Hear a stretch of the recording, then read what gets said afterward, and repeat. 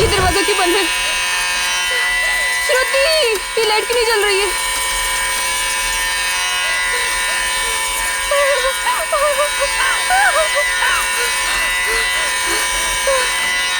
ये खिड़की क्यों जाम है? बंद करो ये आवाज, मेरे कान के पट्टे फट जाएंगे।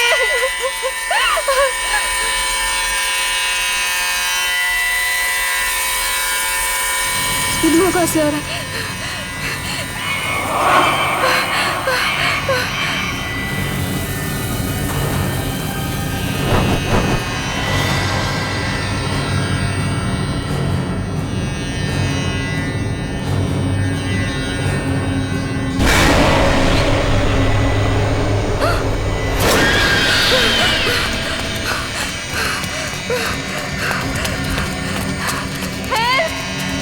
कोई बचाओ मुझे!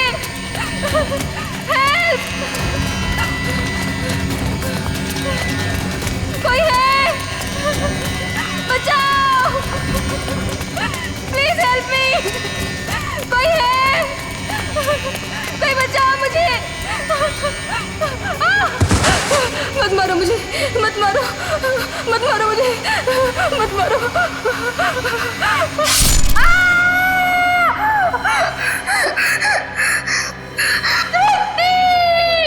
ओह नो, ये तो जूही की चीख है। लगता है उसने वही पुराना सपना देखा है।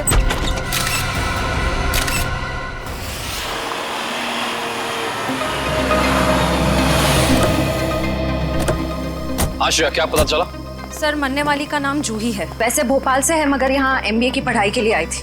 सर, लगता है जब वो सो रही थी उस वक्त किसी ने चाकू मार के उसका खून कर दिया। श्रेया, ये जूही का कमरा कहाँ है? सर, ऊपर। सर, एक और बात, जब उसका खून हुआ उस वक्त उसके कमरे में और कोई भी नहीं। ऐसा कैसे हो सकता है श्रेया? कोई ना कोई तो होना चाहिए। ऐसा जरूरी नहीं है सर, इस तरह की मौतों में कई बार आत्माओं का हाथ होता है। प्लीज, DCP सर मुझे पहले ही बता चुके हैं आपकी इन कहानियों के बारे में। बेहतर होगा कि इन मर्डर केसेस के साथ ये आत्माओं की कहानियां ना जोड़ें। प्लीज, समझ गए? यही कमरा है? Yes sir. आइए। एक्सक्यूज मी, प्लीज एक सेकंड, एक्सक्यूज मी।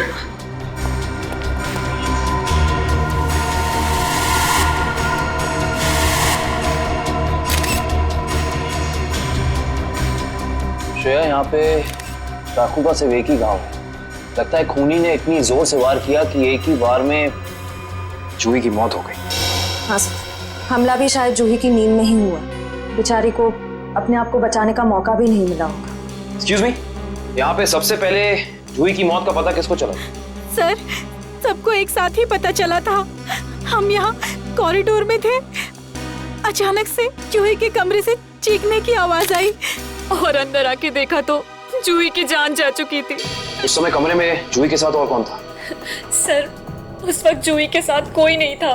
देखिए, आप लोग दोबारा याद करने की कोशिश कीजिए। हो सकता है कोई ऐसा जो उस वक्त भाग निकला हो। सर, भागने का तो सवाल ही नहीं उठता, क्योंकि डोर बाहर से बंद था और वो अंदर से।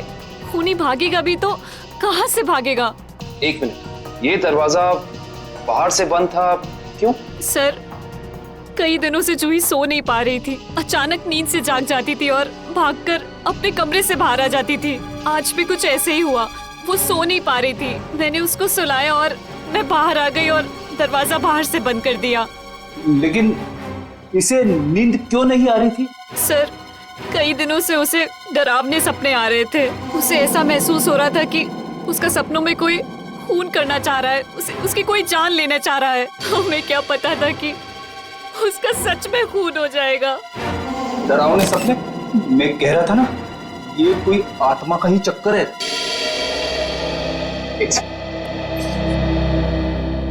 आपको कितनी बार बताया है कि आत्माओं की बातें सबके सामने मत किया करिए। वो लोग क्या सोचेंगे CID के बारे में?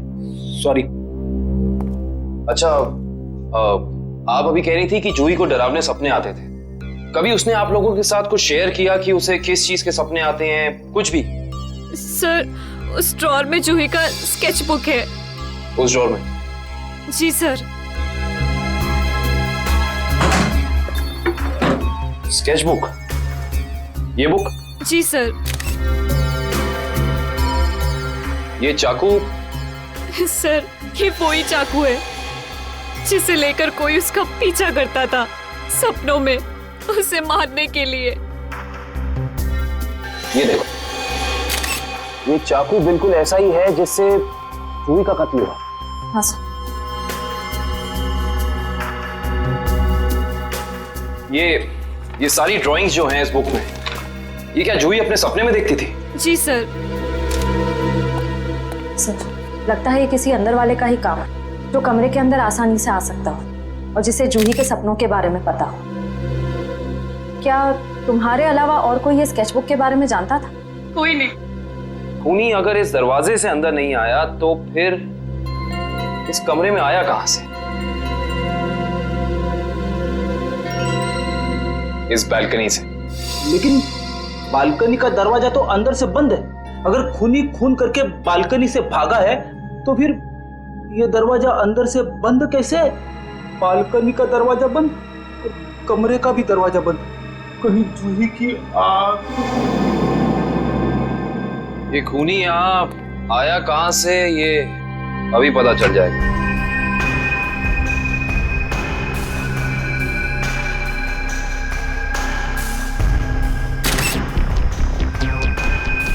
ये देखो, जूते के निशान। हो ना हो खूनी इसी बालकनी से चढ़कर आया। लेकिन बालकनी का दरवाजा तो अंदर से बंद था, तो फिर खूनी यहाँ ऊपर चढ़ के कमरे के अंदर आया कैसे होगा? ये भी पता चल जाएगा फ्रेडी जी। बस एक बार जूही के मौत के कारण पता चल जाए, कुछ तो होगा, कोई सबूत कुछ तो होगा। इधर देखो, ये पाइप, इसी वाटर पाइप से चढ़कर खूनी इस बालकनी तक आया है। यहाँ के वॉचमैन से मिलना पड़ेगा। माफ कर दिए साहब, गलती हो गई। इसे गलती कहते हो तुम? एक इंसान गर्ल्स हॉस्टल की बालकनी में चढ़ जाता, अंदर कमरे में जाके खून कर देता, और तुम्हें कुछ पता भी नहीं चला। बस साहब, 15 मिनट के लिए मेरी आंख लग गई थी। मैं सपने में भी ऐसा नहीं सोच सकता था कि उस दौरान ऐसा कुछ हो जाएगा। तुम्हारी 15 मिनट की लापरवाही की वजह से एक लड़की की जान चली गई। उसकी जिंदगी लौटा सकते हो तुम?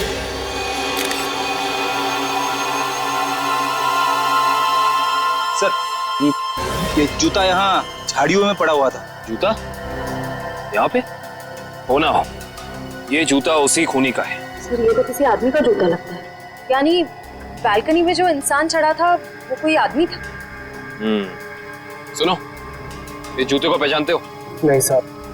दोबारा याद करके बताओ, सही से याद करो। कोई इंसान यहाँ आया था जिसने ये लाल जूता पहना था? मैंने नहीं देखा, शायद अंजलि मैडम ने देखा हो, वो हमेशा रिसेप्शन पे बैठती है। ये अंजलि मैडम को बुलाओ, जाओ। जी सर। अगर ये जूता यहाँ है तो कुछ और भी जरूर होगा, ढूंढते हैं।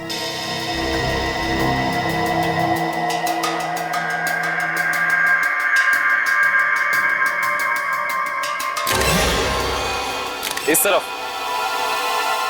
ये जूतों के निशान। एक जूते का निशान थोड़ा गाढ़ा है और दूसरे का हल्का। ये वाला गाढ़ा है। इसका तो एक ही मतलब है, ये जूता जिसका भी है वो इंसान लंगड़ा के चल रहा था। वो लंगड़ा के इसलिए चल रहा था क्योंकि जब वहां बालकनी से वो नीचे आया उसे चोट लग गई, फिर वो यहाँ से भागा और यहाँ पे जूता रह गया।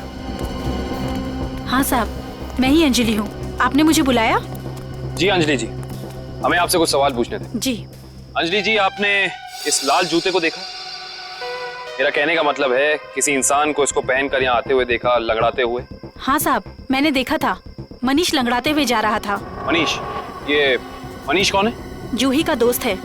अंजलि जी, जब वो यहाँ आया, ये गर्ल्स हॉस्टल है राइट, आपने उसको रोका नहीं? मैंने उसे रोका पर वो रुका ही नहीं। और क्या? मनीष अक्सर जूही से मिलने हॉस्टल आया करता था, पर कुछ दिनों से उन दोनों के बीच में अनबन चल रही थी। किस बात को लेकर अनबन चल रही थी? मुझे उस बारे में कुछ पता नहीं। कोई बात नहीं, अब तो इस बारे में हम मनीष से ही पूछ लेंगे।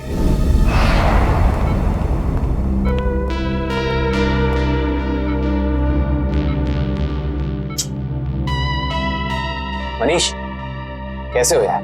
मैं ठीक हूँ, पर आप लोग कौन हैं? तुम्हारे शुभचिंतक हैं, सीआईडी वाले। सीआईडी? क्या बात है? क्या मेरी जान को किसी से खतरा है क्या? सुना आपने?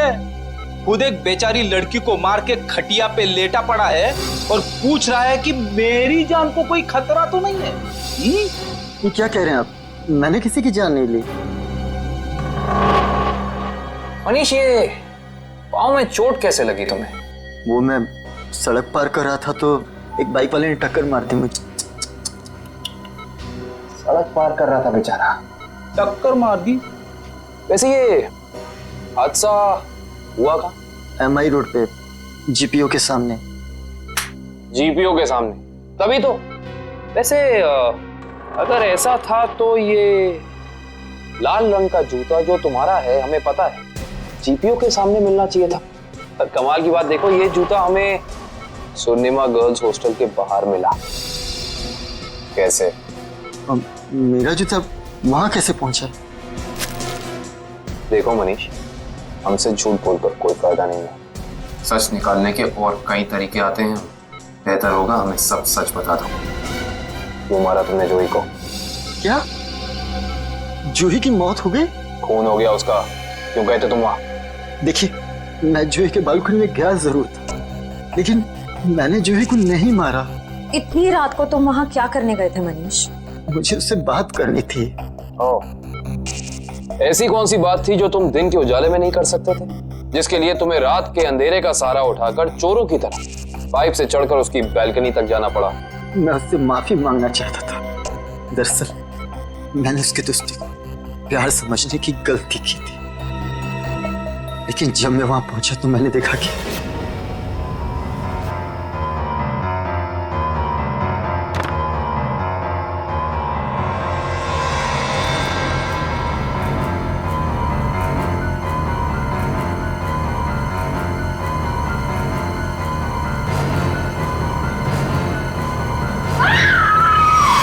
शर्म आनी चाहिए तुम्हें मनीष। उसकी मदद करने की बजाय तुम वहां से भाग गए। यही है तुम्हारा प्यार? अगर किसी ने वहां मुझे देख लिया होता तो इल्जाम तो मुझे पर आता ना। देख तो तुम्हें लिया ही था। अंजलि जी ने तुम्हें रोकने की कोशिश भी की, पर तुम रुके नहीं। ये सब छोड़ो, हमें ये बताओ कि जब तुम वहां थे तो उस वक्त कमरे में और कौन था? मैंने वहां किसी को नहीं देखा। हेलो? क्या? एक और कौन? कहां पे?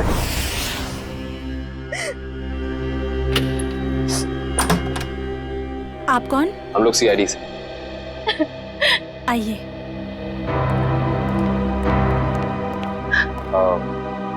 आप कल की जी है ना? जी, मैंने ही आपको फोन किया था। मेरी सहेली मीरा का खून हो गया है। उसकी लाश ऊपर उस कमरे में पड़ी है।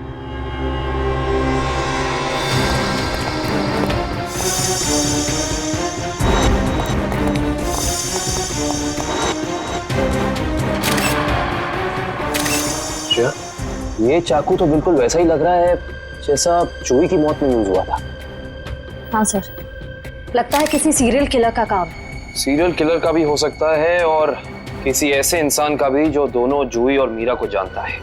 वो यहाँ आया और उसने मीरा की जान भी इसकी नींद में ले ली। मतलब दो खून हूबहू एक ही तरीके से? सर, हाँ?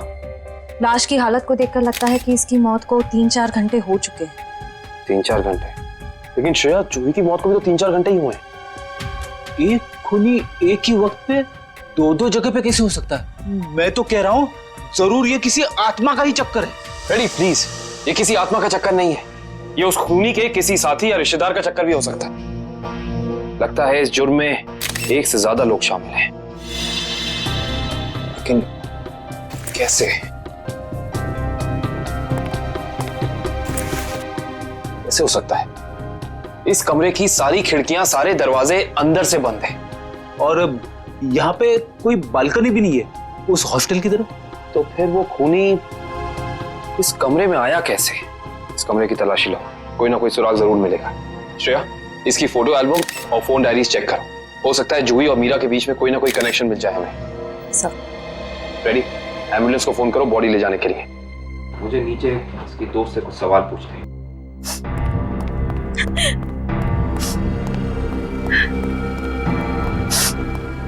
कालकी जी, जी, आपको मीरा की मौत के बारे में कब पता चला? रात को मैं काफी देर से ऑफिस से लौटी तो मैं इस कॉरिडोर से गुजर रही थी कि तभी मुझे मीरा के चीखने की आवाज सुनाई दी। मैं दौड़ती हुई उसके दरवाजे तक आई। मीरा का दरवाजा खटखटाया पर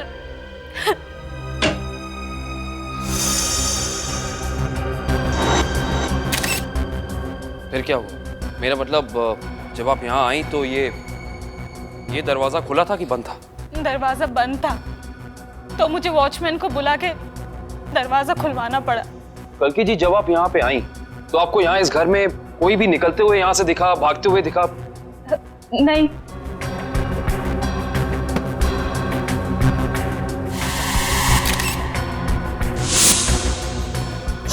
कालकी जी, आपकी दोस्त मीरा काम क्या करती? बैंक की एरिया मैनेजर थी वो, और 2 साल पहले उसका तबादला हमारे शहर में हुआ था। तबादला? हाँ श्रेया, क्या पता चला? सर, मरने वाली का नाम जूही है। वैसे भोपाल से है मगर यहाँ MBA की पढ़ाई के लिए आई थी। क्या ये तबादला भोपाल से यहाँ हुआ? जोधपुर से। पर क्यों सर? आपकी दोस्त मीरा किसी जूही नाम की लड़की को जानती थी? जहाँ तक मुझे पता है सर, इस नाम की तो उसकी कोई दोस्त नहीं थी। दोस्त नहीं तो कोई रिश्तेदार? क्योंकि कुछ घंटे पहले एक 21 साल की लड़की का बिल्कुल इसी तरीके से खून हुआ है। उस लड़की का नाम जूही था और ये उसकी तस्वीर है। क्या आप जानती हैं इसे? नहीं। आप जानती?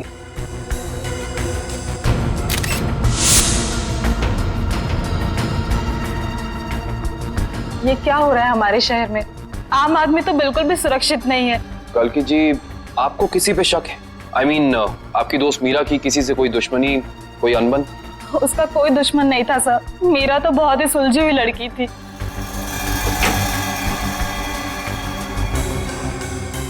अच्छा, ये तस्वीर देखिए। इस आदमी का नाम मनीष है। क्या आप इसे जानती हैं? नहीं सर। सर, आशा, मैंने मीरा के सारी डायरीज, सारे एल्बम्स चेक किए। मीरा और जूही के बीच कोई कनेक्शन नहीं है, कोई संबंध नहीं है। कोई ना कोई संबंध तो जरूर है, वरना ये खूनी सिर्फ इन्हीं दोनों लड़कियों को निशाना क्यों बनाएगा? कुछ तो है जो हमें समझ नहीं आ रहा है। कल्कि जी, क्या कुछ दिनों से मीरा किसी बात को लेकर परेशान थी? हाँ सर, कुछ दिनों से उसे डरावने सपने आ रहे थे। डरावने सपने? मीरा को भी डरावने सपने आ रहे थे? हाँ सर, बस कहती रहती थी कि उसका कोई खून करना चाहता है।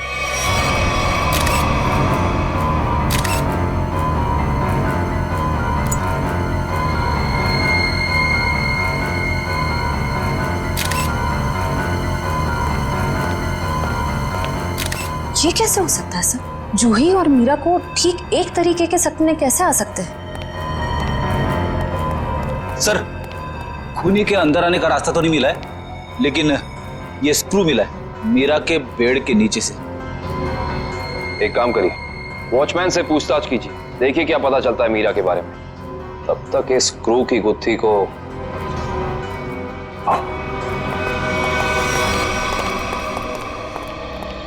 करण, रेडी को ये स्क्रू कहाँ मिला था? सर, वहां उधर। इधर? ये स्क्रू हाँ आया कैसे होगा? हाँ, ले आओ, संभाल के। रिश्ता, श्रेया, संभाल के।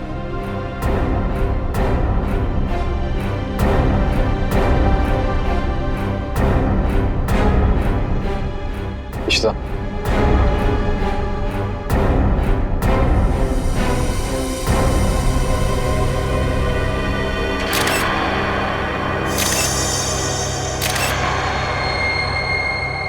ये बात है। क्या हो सर? ये देख रही हो, सीलिंग फैन। अब ये सीलिंग फैन इस स्क्रू की गुत्थी को सुलझाएगा। करण, समझ गया सर?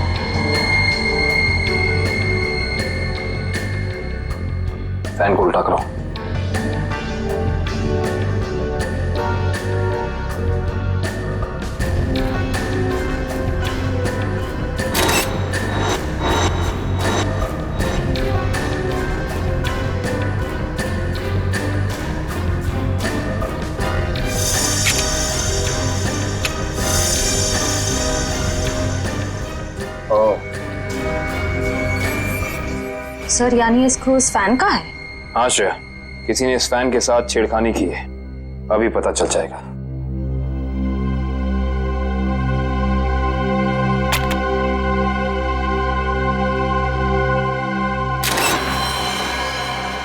ओह माय गॉड, तो ये बात है, मतलब चाकू इसके अंदर था।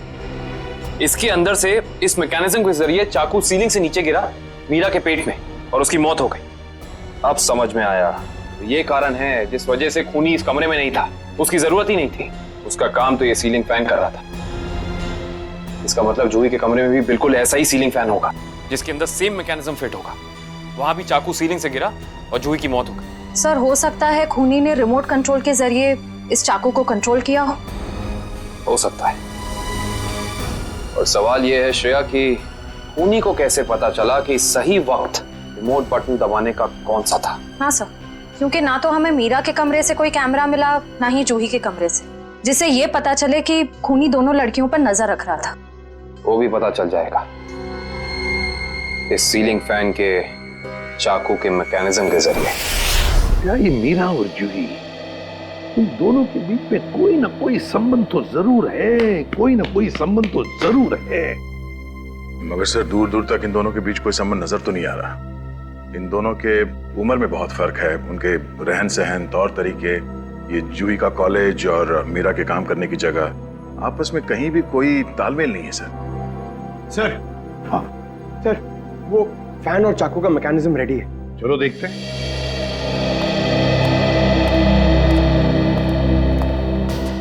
पंकज, रिमोट ऑन करो।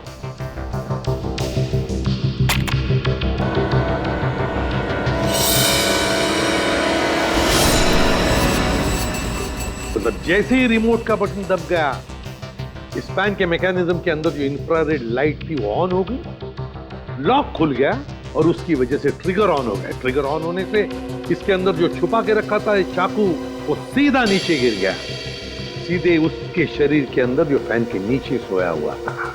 मगर दया, एक बात है, ऐसे मैकेनिज्म की जो रिमोट होते हैं, वो रिमोट ज्यादातर 50 मीटर की दूरी के अंदर ही काम कर सकते हैं।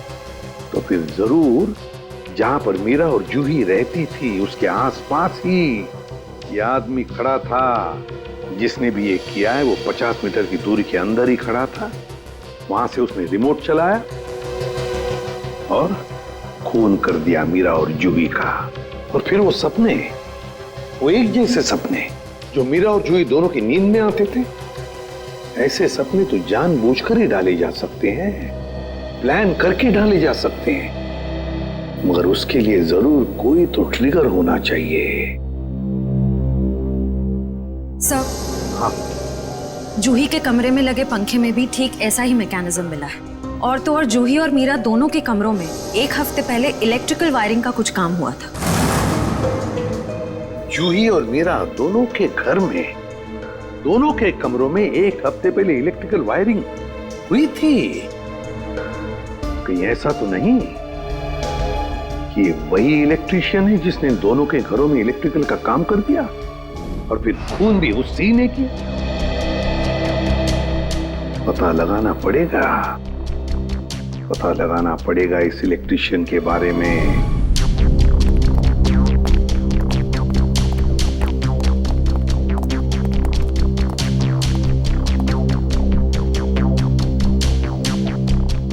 ना ही मीरा के मोबाइल पे कोई अलार्म था और ना ही जूही के मोबाइल। फिर दोनों को एक ही वक्त एक जैसे सपने कैसे आ सकते? इसका मतलब सपने ट्रिगर करने वाला मैकेनिज्म यहीं कहीं है। सर ये देखिए, इस पे अलार्म है, लेकिन सुबह 6 बजे का। 6 बजे का? पर मीरा की मौत तो 3 बजे हुई थी, तो सपने शुरू करने का ट्रिगर लगभग 1 या 1.5 के बीच का होना चाहिए। यह भी तो हो सकता है कि किसी ने मीरा को सम्मोहित कर दिया। ऐसा नहीं हो सकता फ्रेडी, क्योंकि अगर ऐसा होता तो मीरा के दिन भर का हाव भाव, चाल चलन सब प्रभावित होता, पर ऐसा नहीं हुआ। नहीं, कुछ है यहाँ जो हम अभी तक देख नहीं पा रहे। ढूंढो, यही है।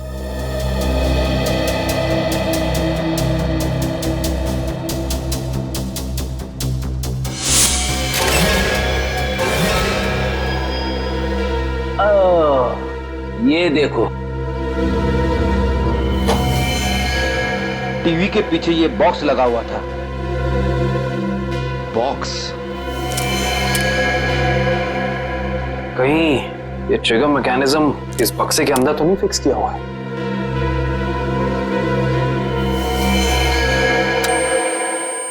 अरे अरे अलार्म बंद करो, ये आवाज मेरे कान के पर्दे फटा ली। सर कौन सी आवाज? यहाँ कोई अलार्म नहीं बज रहा है। अरे इतने जोर से बज रहा है, सुनाई नहीं दे रहा है। बंद करो। हाँ बज तो रहा है लेकिन बहुत धीमी आवाज में। बंद करो, बंद करो। बंद हो। Thank you. इतना भद्दा अलार्म मैंने जिंदगी में नहीं सुना। सोने वाला उठेगा नहीं, हार्ट अटैक से सीधे ऊपर चला जाएगा। मगर सर अलार्म की आवाज सिर्फ आपको कैसे सुनाई दी? हो सकता है श्रेया, क्योंकि ये लो फ्रीक्वेंसी अलार्म है। श्रेया, ये सिर्फ उन लोगों को सुनाई देता है जिनकी साउंड टॉलरेंस और सुनने की शक्ति इसकी ध्वनि से मेल खाती है। यानी फ्रेडी सर की तरह जूही और मीरा भी इस अलार्म की आवाज को सुन सकती थी। वो ये बात नहीं जानता था। उसने इस ध्वनि का इस्तेमाल सिर्फ उनके दिमाग को कंडीशन करने के लिए किया, ट्यून करने के लिए, ताकि उन्हें वो डरावने सपने दिखा सके। लेकिन डरावने सपनों का कोई संबंध ही नहीं था इस मौत से। अगर वो चाहता तो बिना सपनों के भी मार सकता था उन्हें। मार सकता था, पर शायद वो ऐसा चाहता नहीं था। खूनी अपने शिकार के साथ खेलना चाहता था, तड़पाना चाहता था, फिर उनकी नींद में उन्हें एक गहरी मौत देना चाहता था। इंटरेस्टिंग। करण, कल की को बुला के लाइए। गो। ये देखो।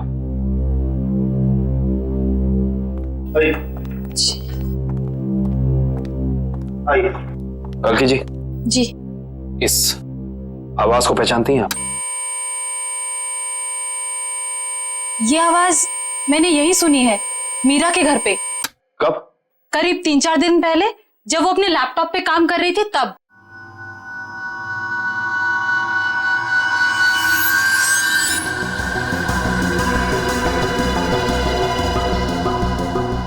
आपको मीरा के लैपटॉप का पासवर्ड पता है? नहीं सर। हमें कंप्यूटर एक्सपर्ट से इसका पासवर्ड ब्रेक कराना होगा, लेकिन मुझे लगता है कि हमारे सारे सवालों के जवाब इसी लैपटॉप के अंदर है, इसके अंदर।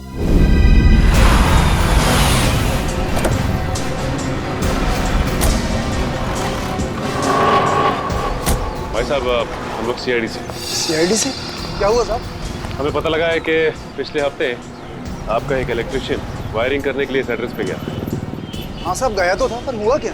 इन दोनों जगहों पे एक खून हुए और हमें शक है कि ये खून आपके इलेक्ट्रिशियन ने किया है। मेरे इलेक्ट्रिशियन? हाँ, और वो भी पंखे में चाकू फिट करके। अरे बाप रे, पंखे में चाकू? जी हाँ, और आप ये बताइए कि इन दोनों जगहों पे आपका कौन सा इलेक्ट्रिशियन गया था? मंगेश गया था सर, पर आज वो आया नहीं है। इस मंगेश का एड्रेस तो है ना तुम्हारे पास? हाँ, मंगेश का एड्रेस लेके ना। सर, वो लैपटॉप का और ईमेल का पासवर्ड खुल गया। Very good job, thank you very much. Kabin, जरा लैपटॉप चेक करो। जी। देखो वो ऑडियो फाइल है क्या इसमें जिससे सपने आते थे उसे?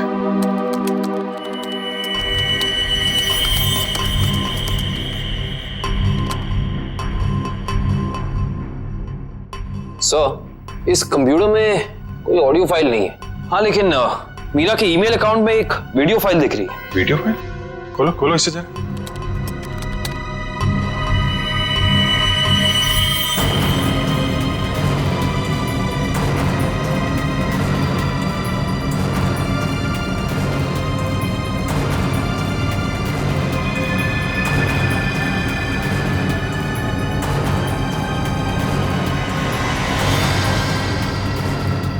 सर, ये सारे विजुअल तो मैंने जूही की स्केचबुक में देखे, स्पेशली ये नाला, ये बोर्ड और मास्क पहना हुआ आदमी, तीनों। इसका मतलब खूनी ने जूही और मीरा दोनों को चेतावनी भेजी थी। उन लोगों को हमारे पास आना चाहिए था मदद मांगने। जरा ये फाइल फिर से चलाना।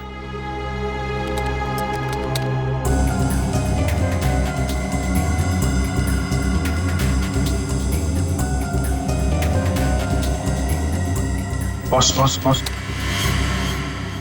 बंजारा रोड, जो शहर के पश्चिमी हिस्से में है ना? Yes sir. मतलब जो कुछ हुआ है बंजारा रोड पे ही हुआ है। क्या? ठीक है, ओके।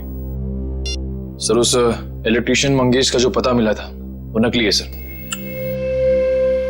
कोई बात नहीं, स्केच बनवाओ उसका और अपने डेटाबेस में चेक करो। बंजारा रोड, वहां जाके देखना पड़ेगा। सब लोग बाहर ध्यान रखना।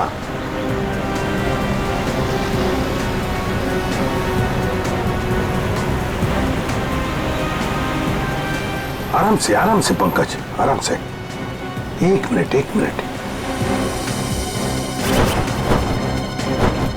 यह है ना एक सूखा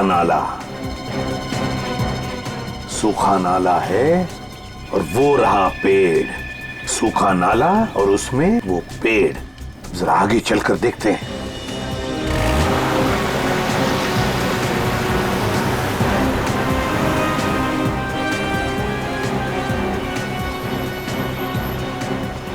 एक मिनट पंकज, एक मिनट।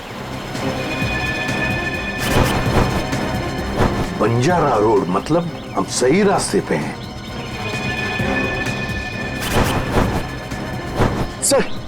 सर वो देखिए, वो पुराना घर जो हमें वीडियो में दिखा था। चलो आगे देखते हैं। अगर खूनी इस जगह का वीडियो बना के मीरा और जूही को भेज क्यों रहा था? शायद उन दोनों को अपने अतीत का याद दिलाने के लिए। मगर सर मैंने पता किया सर इस बंजारा रोड पे आज तक एक क्राइम नहीं हुआ है। यहाँ तक कि पुलिस ने एक चालान तक नहीं काटा है। सर वो रही बिल्डिंग। हाँ वो क्या, रॉयल मून होटल। ले लो अंदर।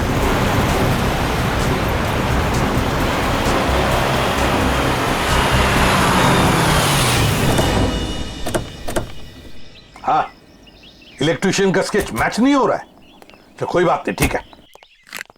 वेलकम सर, कहिए मैं आपकी क्या सहायता कर सकता हूँ? हम लोग सीआईडी से हैं। दरअसल एक केस के सिलसिले में कुछ पूछताछ करनी थी आपसे। सीआईडी? वो पूछिए, क्या पूछना चाहते हैं आप? जरा बताइए, कुछ दिन पहले क्या आपके होटल के बाहर कोई किसी तरह की वीडियो शूटिंग कर रहा था? शूटिंग? नहीं सर, हमारी होटल के बाहर शूटिंग या फोटोग्राफी की अनुमति नहीं है। ये दो फोटोग्राफ दो लड़कियों के, एक का नाम मीरा है, एक का नाम जूही है। क्या ये लड़कियां आपके यहाँ कभी ठहरी थी, कभी आई थी? सर हमारे यहाँ रोज बहुत सारे कस्टमर आते हैं, ये बता पाना थोड़ा मुश्किल है। मैं समझ सकता हूँ, लेकिन हो सकता है आपके रिकॉर्ड में हो कुछ इनके बारे में। जरा देखिए। अलका जरा रिकॉर्ड्स चेक करना। सर। हाँ सर, ये दोनों गेस्ट हमारे होटल पे रुके थे पिछले साल 17 मई 2013। 17 मई 2013 मतलब एक साल पहले। और क्या एक साथ आई थी या अलग अलग? नहीं, अलग अलग। सर इन दोनों के पास शहर में रहने के लिए जगह है, एक घर में रहती है और एक हॉस्टल में रहती है, फिर ये दोनों यहाँ किस लिए आई थी? कोई तो वजह होगी ना पंकज, कोई तो वजह होगी। क्या आपका रिकॉर्ड देख सकता हूँ 17 मई 2013 का? Sure sir. 17 मई 2013 काफी सारी लड़कियां आई थी उस दिन आपके होटल में। कोई फंक्शन वगैरह था क्या? हाँ सर, हो सकता है, क्योंकि हमारे होटल के पास में एक कम्युनिटी हॉल है, वहाँ आए दिनों फंक्शंस होते रहते हैं। अच्छा, कस्टमर का नाम रवि, 5 टैक्सीज बुक की थी उसने, 5। हाँ सर, ये एक नारी सेवा केंद्र चलाता है, मुस्कुराहट नाम है एनजीओ का, और वो अभी भी इसी होटल में ठहरा हुआ है सर। रवि इस वक्त आपके होटल में ठहरे हैं? पास वाले कम्युनिटी हॉल में जो फंक्शन चल रहा है, रवि का ही एनजीओ का फंक्शन हो सकता है। रवि सर, मैं आपका जितना भी शुक्रिया अदा करूं उतना कम है। आप सोच नहीं सकते, ड्रग्स के नशे से मुक्ति मिलने के बाद मैं जिंदगी के ऐसे ऐसे रंग देख रहा हूं जिन्हें ड्रग्स के नशे ने अंधकार में डाल दिया था। वेरी गुड मिश्रा, लेकिन इसमें मुझे शुक्रिया कहने की कोई जरूरत नहीं। ये सब तुम्हारे धैर्य और दृढ़ इच्छा शक्ति का कमाल है। हाँ, लेकिन अब उस सफेद जहर को कभी पलट कर भी देखना मत। हाँ? Okay sir. माफ कीजिएगा रवि जी, आपको मैं इंटरप्ट कर रहा हूँ, लेकिन ये जरूर कहूंगा कि आप बहुत ही अच्छा काम करते हैं, बहुत ही पुण्य का काम करते हैं हमारे देश के नौजवानों को ड्रग्स में से बाहर निकाल कर। सर आप एसीपी प्रद्युमन है ना सर? जी हाँ, मैं एसीपी प्रद्युमन। सर हमने बहुत किस्से पढ़े हैं सर आपके बारे में, और तभी से आपसे मिलना चाहता था सर, लेकिन अब आप सर बैठे क्यों सर, प्लीज। सर क्या लेंगे सर आप, चाय कॉफी कुछ? एक ठंडा लेमन आइस टी। जी, ठंडा लेमन आइस टी तो नहीं मिलेगी, साधारण चाय चलेगी। रवि जी, हमें कुछ नहीं चाहिए, कुछ नहीं चाहिए, थैंक यू वेरी मच। बस एक जरूरी काम है आपके पास। 2 लड़कियों के बारे में हम कुछ इंफॉर्मेशन चाहते हैं। कौन सी 2 लड़कियां सर? ये जूही और ये मीरा, क्या आप बता सकते हैं कि पिछले साल ये दोनों आपके इस एनजीओ में आई थी? जूही और मीरा, हाँ सर, ये सर आई थी दोनों यहाँ पर। एक्चुअली सर इन्हें भी ड्रग्स के नशे की बुरी लत पड़ गई थी सर, इसलिए ये दोनों आई थी यहाँ हमारा सेमिनार अटेंड करने के लिए। लेकिन सर इस बात को तो करीब 1 साल हो गया है। अब इनके बारे में पूछताछ। इन दोनों लड़कियों का खून हुआ है। क्या खून हो गया? लेकिन सर कैसे, किसने किया सर? बस वही पता लगाना है। इसलिए हम चाहते हैं कि अगर आपको इन दोनों के बारे में कोई खास बात मालूम हो, कोई यादें हो आपके पास इनके बारे में, तो मदद हो जाएगी हमारी तहकीकात करने में। कोई खास बात इस वक्त तो याद, हाँ सर याद आया सर, एक लड़की थी मोनिका, इन दोनों को उसकी चिंता बहुत सताती रहती थी सर। मोनिका? जी। क्या वो भी यहाँ आपके ड्रग रिहैबिलिटेशन सेंटर में आई थी? आई तो थी सर यहाँ पर, लेकिन वो ड्रग्स के खिलाफ अपनी लड़ाई जीत नहीं पाई सर। दरअसल सर 1 साल पहले अपनी बिल्डिंग की छत से कूदकर उसने आत्महत्या कर ली थी सर, ड्रग के नशे में। मोनिका ने आत्महत्या कर ली? जी सर। उसका पता तो होगा ना आपके पास? जी सर, मोनिका का एक ही सगा भाई है, अमित। मोनिका की मौत के बाद सारी प्रॉपर्टी, सारी जायदाद उसी के नाम हो गई। तो क्या मोनिका के भाई ने प्रॉपर्टी के लिए अपनी बहन का खून किया? ये भी तो हो सकता है कि मोनिका ने आत्महत्या ही की हो। मैंने कहा ना, काम हो जाएगा। जी कहिए। आपका नाम अमित है? जी हाँ, मगर आप लोग? सीआईडी। मोनिका के बारे में कुछ सवाल करने थे आपसे। ओह, 1 साल हो गए मेरी बहन को मरे, लेकिन अब भी कोई ना कोई आकर मेरे पुराने जख्म को रहता रहता है। पूछिए, क्या पूछना है आपको? देखिए अमित जी, हम आपका दुख समझ सकते हैं, मगर क्या करें, 2 खून हुए, इसलिए आपकी बहन के बारे में कुछ सवाल करने आए हम लोग। 2 खून? मगर किसके? जूही और मीरा का। ये दोनों आपकी बहन मोनिका के दोस्त थे ना? हाँ, बदकिस्मती से ये मेरी बहन के दोस्त थे। बदकिस्मती से? क्यों? वैसे तो मीरा और जूही तुम्हारी बहन की बहुत फिक्र करते थे। अगर सच में उन्हें मेरी बहन की फिक्र होती तो वो फिर से उसे ड्रग्स की खाई में ना धकेलते। क्या वो दोनों फिर से मोनिका को ड्रग्स की लत लगाना चाहते थे? हालांकि वो दोनों खुद ड्रग्स से छुटकारा पाना चाहते थे। मुझे नहीं पता कि वो आदत से छुटकारा पाने आए थे या दोबारा ड्रग एडिक्ट्स को बढ़ावा देने, लेकिन इस काम में एक और भी था उनके साथ। हाँ, विशाल। विशाल? ये विशाल कौन? विशाल जूही और मीरा को ड्रग्स देता था और ये बात मोनिका जान गई थी। लेकिन जब लोगों को पता चला कि मोनिका को उनका राज पता है, तो उन्होंने उसे फंसाने के लिए उसके बैग में ड्रग्स डाल दी। वो पकड़ी गई, उसके ऊपर पुलिस केस भी हुआ। वो ये सदमा बर्दाश्त नहीं कर सकी और उसने आत्महत्या कर ली। सर, कोई तो है जो मोनिका की मौत का बदला ले रहा है। जूही और मीरा पहले ही मर चुकी हैं। अब अगला नंबर शायद विशाल का। अमित, कल रात तुम कहाँ थे? आप मुझ पे शक कर रहे हैं? क्या करें, शक करने की आदत जो है हमें। और फिर तुम तो अपनी बहन के सबसे करीबी हो ना। मुझसे ज्यादा करीबी तो उसका मंगेतर था, रणविजय। दोनों ने जन्मों जन्मों तक साथ रहने की कसमें खा रखी थी। रणविजय? ये रणविजय यही है ना? हाँ, यही तो है वो। लेकिन रणविजय का स्केच आपके पास कैसे? हो सकता है मीरा, जूही और मोनिका की मौत का राज रणविजय जानता हो।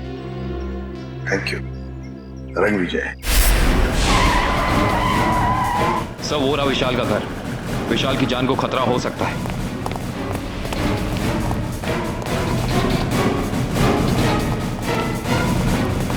सर, लगता है रणविजय पहले ही पहुंच चुका है। विशाल, ठीक तो हो ना? सर, जान बचा के भागो सर। रणविजय कहाँ है? सर,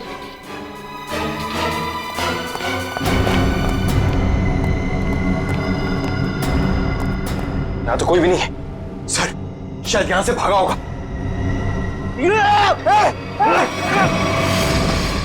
रणविजय! कोई मत हिलना, इसको मालूम नहीं दो। छोड़ दो उसे, छोड़ दो। देखिए, वैसे तो मुझे सीआईडी वालों से काफी लगाव है, पर अगर सीआईडी ने मेरे साथ कोई होशियारी की ना, तो ये बात मुझे अच्छी नहीं लगेगी। चाकू नीचे फेंक दो। फेंक दो चाकू। डरो मत, कुछ नहीं करूंगा तुम्हारे इस मोटू ऑफिसर को। मोटू मत बोल, टाइटिंग कर रहा हूँ आजकल। देखो, मुझे अपना काम करने दो। बेवकूफी मत करो, नहीं बच पाओगे तुम। अरे बचना किसको है? एक बार मैं इस विशाल को मार दूं, भले मुझे फांसी हो जाए, फिर मुझे मंजूर है। देखो रणविजय, ये सब करने से क्या मोनिका वापस आएगी? भले ही वापस ना आए, लेकिन मेरे बदले की आग तो पूरी होगी। इन तीनों ने रातों की नींद उड़ा दी थी मोनिका की, इसलिए मैं भी इनके साथ वही कर रहा हूं। इन्हें तड़पा तड़पा कर मारूंगा मैं। देखो रणविजय, मोनिका के साथ जो कुछ भी हुआ ठीक नहीं हुआ। इन तीनों की वजह से बेचारी को जेल जाना पड़ा, बदनामी हुई। नहीं, रात रात भर सो नहीं पाती थी वो, बुरे बुरे सपने देखकर जाग जाती थी। ये विशाल ने मोनिका का बंजारा रोड पे पीछा किया था उसे मार डालने के लिए, इसलिए मैंने भी इन्हें पहले बुरे बुरे सपने दिखाए और अब मैं इन्हें मौत की नींद सुला रहा हूं। रणविजय, ये तुम क्या करने जा रहे हो? विशाल को उसके किए की सजा कानून देगा। अरे कानून का क्या क्या, प्यार तो मैंने अपना खोया है ना।